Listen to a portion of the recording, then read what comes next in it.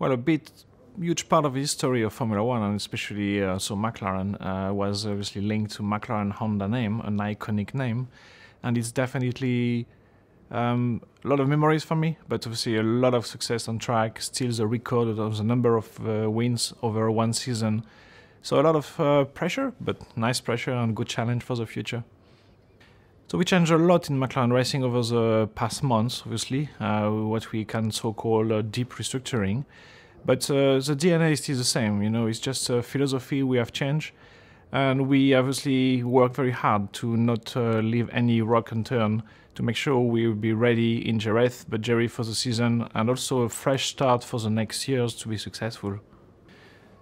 So all what we changed on the MP430 was obviously the philosophy of the car, not the DNA. McLaren DNA is still here, and will stay for long, I hope. But this is a philosophy about designing the car, about how we handle, how we package the car. Everything has changed, I guess.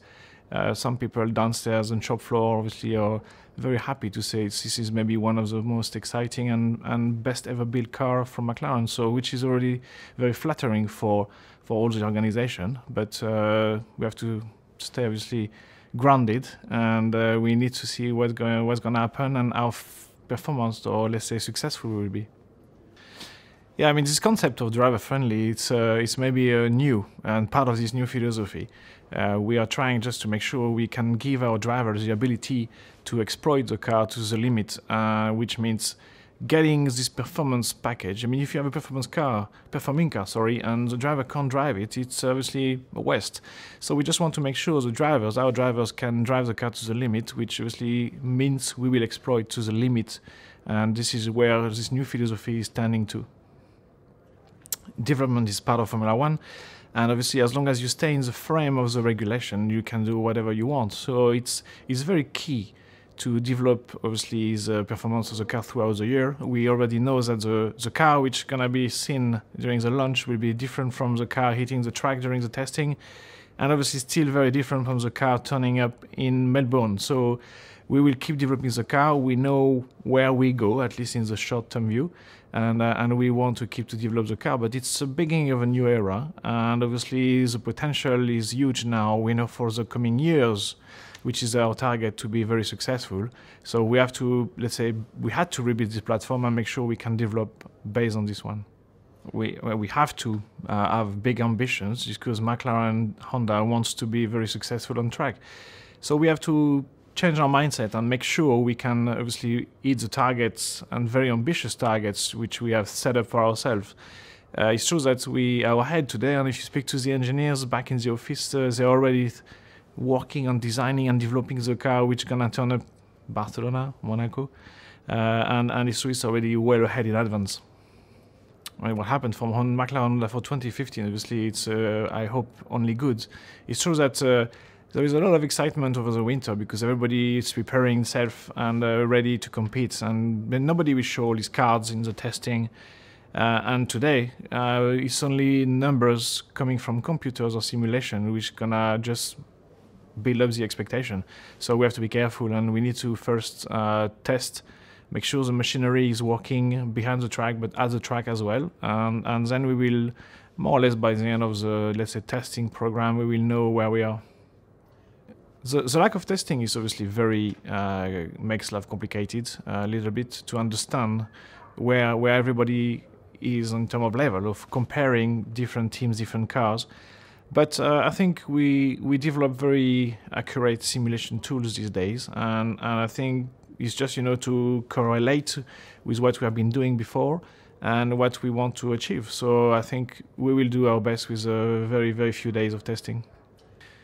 Well, the relationship between McLaren and Honda has been obviously built on a very serious foundation based on the past success, obviously. There was a lot of understanding from both cultures how to match together, click together, fix together. And it's true that what has been built is a very, very strong relationship already since day one. It has developed over the year. We send people in Japan, Japanese people send people here in MTC.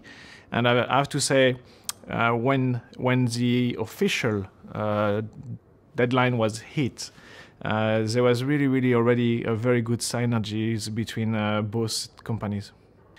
But to put McLaren Honda back to the front of the grid, we just need to keep the commitment we have, the dedication we have, and the trust we have as well is in our human force, which is very important. We have to work hard to make sure, we will deliver on every bit the maximum. And I think the package today has a very solid foundation and good base to start to work with, and it's just now giving time and be as efficient as possible to obviously be successful as early as possible. I mean, both drivers obviously are bringing first talent and a huge experience. I mean, they are both world champions, so they know what they're talking about and they definitely know what they're driving about. And so we have to make sure we will give them the best tools, the best car, the most competitive crew, and be the best in every field, just to, let's say, feed their winner egos and make sure we can be successful all together. I mean, Kevin will bring obviously a very key supporting advice and, let's say, role. And he, as you said, he was driving for us last year, and he's very definitely eager to get back in racing for McLaren. So he will do his best, obviously, by supporting the team to get back to the front of the grid.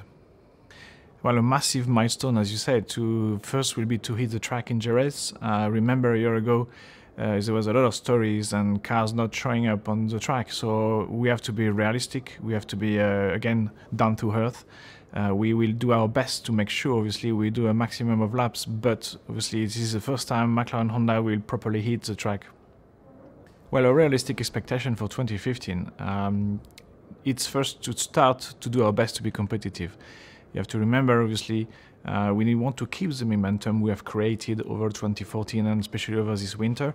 We have a very strong competitive field, and they have already a year of development, a year of racing with these new power units. The association, McLaren Honda, is new. We are a year behind, we have to catch up, but definitely we will make sure we are keeping or gathering this momentum to catch up and be competitive as soon as possible. Yeah, I mean, our partners obviously are crucial for the F1 team, especially at McLaren. You can see we have a lot of partners. We have new signing partners this year, which is very important. Most important as well is not only stickers on the cars or on the garage walls, it's also the way they engage with us, which is part of the success story. So the more we keep them around us and being part of the life of the team, the more successful we will be. Yeah, I mean, I have a lot to say to our partner, obviously, ahead of 2015. New philosophy, new era, same DNA, so which means we have everything, all the ingredients to be successful, and we just want our partner to engage as much as they can and to adhere to this new value and this new philosophy, and we will be successful together. I mean, the technical contribution from ExxonMobil is a very interesting one, very important for us.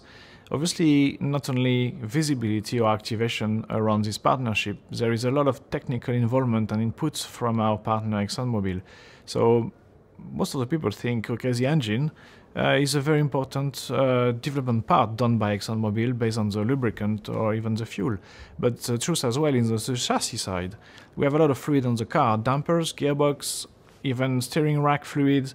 All these kind of fluids have, let's say, been specifically designed by ExxonMobil to be at the top of the top. So the performance package and, let's say, the winning combination we can create, or the momentum around the car, the team, the engine partner, has been obviously helped by the deep engagement of ExxonMobil. So the technical contribution of SAP is a very interesting one. A lot of modern and current racing are very process driven, and obviously to have us SAP on board is very crucial to manage, to understand where you are, to measure your KPI.